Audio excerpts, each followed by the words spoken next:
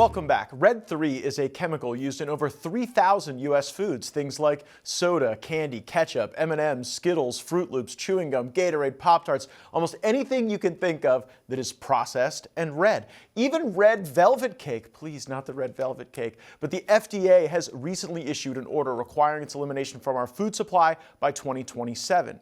Years ago, Red 3 was banned for use in cosmetics in the United States. That went back as far as 1990. Some are worried whether Red 3 impacts behavioral issues for children like hyperactivity. It strikes us as odd that something would be deemed like too unsafe for makeup, yet still legally able to consume in our bodies in the food supply. Now, Big Food's power as a special interest may have something to do with it. According to OpenSecrets.com, the food industry spent over $27 million lobbying the federal government in 2023 alone. That buys a lot of friends at the FDA and elsewhere. So does this ban of R3, along with the rise of figures like RFK Jr. on the public health scene, signify a diminution in the power of the food lobby? Or is this maybe an opening for the Make America Healthy Again movement? Here to discuss with me, OAN's own, my good friend Katie Smith, and also wife, mother, and someone who talks about this a lot on X at Real Tanya Tay, my friend Tanya Posobiec. I'm going to start with you, Katie. What do you think about the R3 ban? So I'm excited about it, but I'm skeptical. It almost seems like it's something to distract us from the other chemicals that are in our foods or the other dyes that are in our food that actually make up way more percentage than just the red 3. So you have that red 40, you have yellow 5, yellow 6. Those specific food dyes are also linked to all of the things that they're saying is bad about red 3, with the behavioral things in children linked to cancer. And so with the reformulation, because of course the ban takes longer to go into place, they're only banning it in our food in 2027. So that red 3 could get replaced with red 40 if they don't act on that either. Wow. So Tanya Tay, I'm trying to figure out if we are at the beginning of the wave now and these other dangerous chemicals are going to be on the next list to be banned, or whether this was just a virtue signal for an administration on the way out the door. Well, Matt, I think it's a good start. Somebody who was not born in the U.S., I moved here as a teenager. I remember the one thing that I was really shocked at was the way the food tasted. And I remember trying my first Coke and thinking that it just wasn't right. I couldn't even explain it to you how it felt, but it felt like something was wrong with it. And I feel like by now a lot of people got used to the certain taste, so seeing the bright colors doesn't really intimidate them much. But as a mother, I have started looking into it more and more, especially with having 2 little boys. And now my phone is full of health apps, the ones that you use to scan the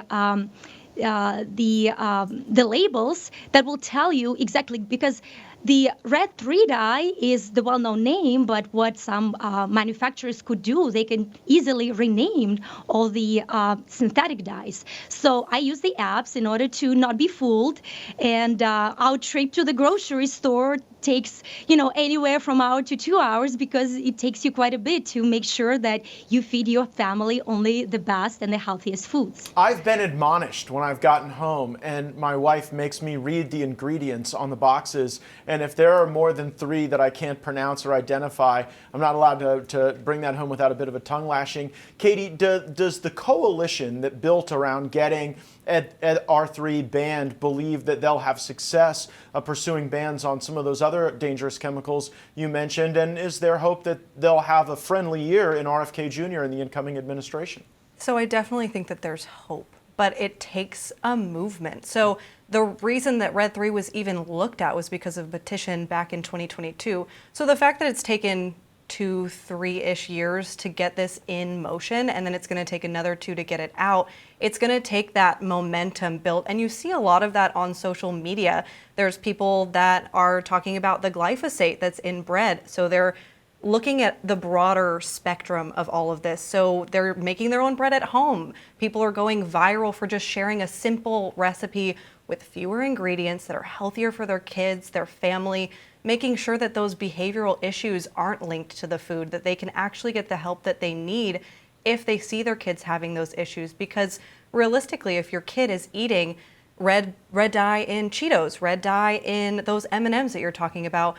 That small exposure turns into a much larger poison that's put into your body that does affect kids and adults even, and how people develop. So it's going to be really interesting, but we can't stop talking about it. It's one dye, but that dye is going to snowball into a much bigger picture for us. I really think so. I think winners win in politics, and this was in a lot of ways a political public relations battle. And Tanya Tay, it seems to have opened a lot of people's eyes up to the Republican Party. As Donald Trump embraced this Make America Healthy Again branding and movement, you had a lot of moms think, well, if this is better for my family, if this can reduce the risk of some complication for my loved ones, maybe I ought to give it a second look. Do you think that's durable? Are we going to keep the health moms voting red in the coming elections?